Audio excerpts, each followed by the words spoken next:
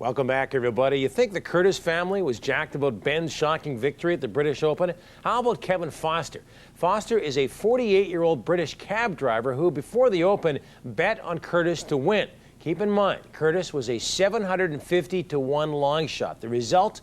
Foster collects $450,000, and he's now offering free cab rides to Thomas Bjorn. Meanwhile, you got to wonder if all the attention hasn't pumped up the size of Ben Curtis's head. The newly crowned Open champ was withdrawn from this week's Greater Hartford Open. He says the win in Sandwich has taken too much out of him, which is understandable. After all, the guy is pushing 27. Susie Whaley is gearing up to become the second woman this season to compete in a PGA Tour event. Whaley will play in this week's Greater Hartford Open, the one Ben Curtis is missing. But naturally, she isn't expecting the same kind of media attention that Annika received in her PGA debut. For me, it really was a story that never ended. When I first decided, the media was quite intense. And then when she decided to play, they came back to me for comment, so it was intense again. So really the media hasn't subsided for me since it occurred, but certainly I feel like the media presence at the GHO won't be like it was at Colonial.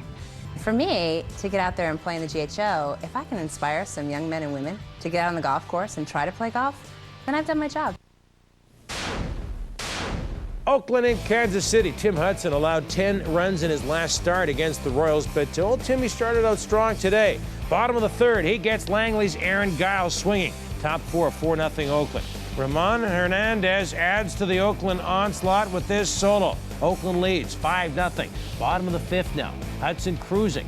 He gets Michael Tucker swinging. Next inning, Hudson gets Boogie Dotson looking. He would finish with 8 Ks, top of 9, 9-0 Oakland. Brad Boyles on the mound. Eric Chavez foils Boyles. A solo whack, his 18th. Oakland shellacks KC, 10 zip. Hudson surrenders just 1 hit through 7. Aaron Guile goes 1 for 3 with the walk. He's batting .287 on the year.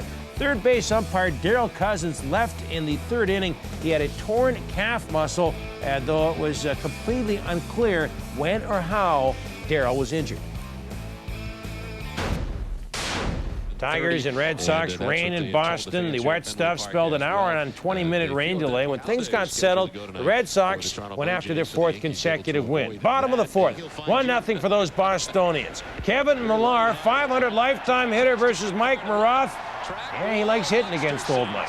Deep into the Massachusetts evening, a solo 2-0. Next batter, Jason Varitek. Oh, tough 4th inning for Mike Maroth, the Marothian one. Another solo, back-to-back jobs, 3-0 Boston, top 5 after a Carlos Pena triple. Eric Munson takes Derek Lowe for a trip.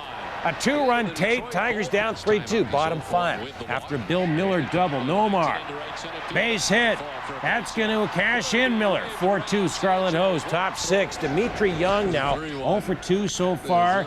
He takes low, deep. It's gone for the home, or is it? Red Sox say he didn't homer there. On the replay, you can see it hit above the red line, actually denting the wall. And yeah, it is ruled a home run. Check it out. Tigers trail 5-3. Bottom 8, 1 on, 2 out. Bill Miller again contributing to the Boston offense. 2-run home run. Red Sox up in Detroit by a score of 7-4. Bill Miller's home run, his 10th, ties his career high set back in 2000 with the Giants. Boston has scored 30 runs in its last 3 outings. Detroit has now dropped 5 straight. Angels in T-Bay to take on the Devil Rays. Garrett Anderson and the Halos currently on a season-high 5-game losing streak. Bottom 4, 1-0 D-Rays. After hit batsman Anderson, deep drive. Rocco Baldelli, he can't make the grab. David Eckstein will score, ties this game at 1. Bottom 5. Ramon Ortiz creasing, gets Lugo swinging. Bottom 7, Ortiz gets Perez swinging. Top of 8 now, 2-1 Angels. After a single, Tim Salmon with the blooper out there on left. That's going to plate Darren Erstad, 3-1 Angels. That would be a final score. Anaheim over Tampa Bay, 3-1. Garrett Anderson extends his season-best hit streak to 14 games. Troy Percival now has 21 saves and 22 attempts. The Angels snap their 5-game skid. Now, as for the wild card race, the Angels, A's, and Red Sox all win, so things stay pretty much the same. Boston remains 3 games ahead of Oakland. With their rainout, the Jays fall another half game back now, 7.5 off the wild card pace. Got your Expos, got your Marlins. Carl Pavano, 2-1 lifetime against his old team. Top of 2, Brad Wilkerson. Going to hit a ground ball off Carl Pavana's hand. Luis Castillo throws to first. Wilkerson gets tagged. The umpire calls him safe. Jack McKeon comes out to argue the call. Does he have a case now on the replay? You can see Derek Leon. He got him. He connected with that tag. Umpires would meet and say he was out. They rectified the situation. Robbie then comes out to argue. Take a look at the replay, Robbie. Top of 4, Jose Vidro on third. Vladdy Guerrero pops it up to center field. Juan Pierre makes the catch, but Jose Vidro will tag up and score. 1-0 Expos. Bottom 6. One runner on base. Derek Lee riding Tomaoka. It stays fair.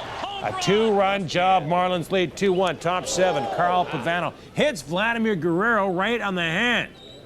Yeah, take that, buddy. He would stay in the game, though, with Vladdy. Bottom 7. Juan Encarnacion singles off Julio Manon. Luis Castillo scores. Marlins up 4-1. Bottom 9. 9-1 Fish. Carl Pavano gets Will Cordero swinging. That's it for the ball game. The Marlins the Expos 9-1. Pavano threw his 3rd career complete game. 4 hits, 2 strikeouts, 1 walk to improve now to 3-1 against his old team. Jose Vidro left the game in the 5th with a right knee strain. Montreal has now lost 4 in a row. Northwest League play. The Seas lose 7-1 to Salem Kaiser tonight at the Nat. They wrap up their series with a nooner tomorrow. Former UBC T-Bird Brooks McNiven will not pitch for the Volcanoes during his visit to Vancouver, but he may see some action when they're back next week.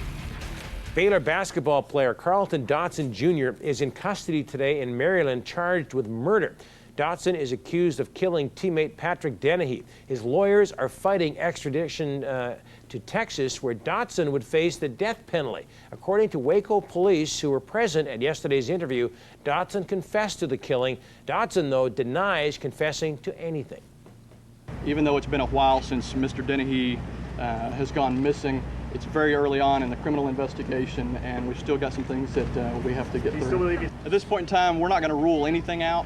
We're going to follow up on every lead available, every possible motive, every possible theory. It would be highly inappropriate for me to give an opinion of mine. All I can do is go by the fact that there's been a murder warrant provided in the case, and Mr. Dotson has been arrested for the murder of Patrick Dennehy. What about the gun? Mr. Dotson is not waiving his extradition. We intend to have the extradition here within the next 30 days whenever the court sees fit to set it. It seems unreal, especially that a 21-year-old who always wore that big smile and couldn't wait for the season to begin might be gone. We wish we knew more. We don't know why, and we don't know what happened. But we continue to offer our thoughts and prayers to Patrick's family. Now, the latest on the Kobe Bryant situation. A friend of Kobe's accuser says the 19-year-old had visible evidence of the alleged attack a week later. The sheriff's office declined comment on the statement. Bryant, charged with sexual assault, is free on bond pending the outcome of an August 6th hearing in Eagle County, Colorado. Coming up on The Big Show. Desperate to turn things around, the Hamilton Ticats make some roster changes. And Jim Van Horn stars in Robo Golfer, Part 2.